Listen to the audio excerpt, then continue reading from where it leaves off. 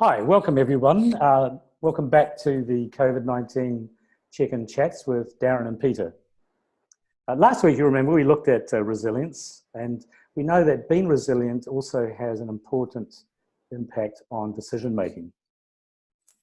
Typically in the region where we live, leadership is often seen as the strong leader taking unilateral decisions, often without too much consultation. And I'm wondering at this time, during these critical days that we're facing now and into an unknown future, that this type of leadership role, in fact, maybe not serve us as well as it should. It may be at times right now, because the situation is so complex, we need to actually stop, pause, before we start making decisions that could lead to consequences that last well beyond this current crisis. So I'm here with Darren today, and we're obviously going to talk about decision making. And so straight to you, Darren, what advice would you give people right now in terms of thinking about how they're going to make decisions, particularly if they are leading teams, either virtually or still in an office situation?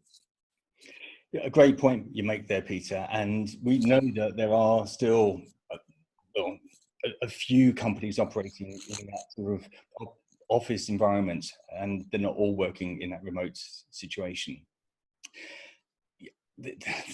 I think, especially with something that we've never dealt with before, such as COVID-19, where do you go to make decisions? I think a lot of it will be coming from an emotional reaction as opposed to a strategic response to the situation.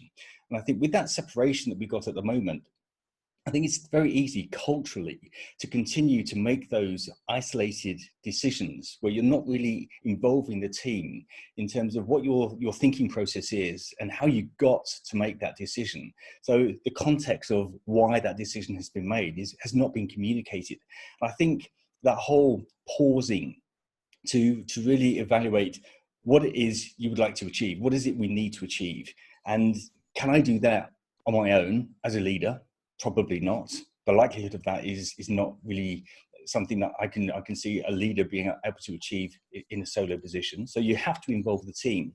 And I've been speaking to quite a few people over the last few weeks since the lockdown in the UAE was sort of pushed upon us. And a lot of people I'm experiencing the increasing element of frustration because they're not in full possession of the facts of the situation. And okay, so this is what we're doing, but why? And that's the biggest question I think that leaders have to answer, the why we are doing things.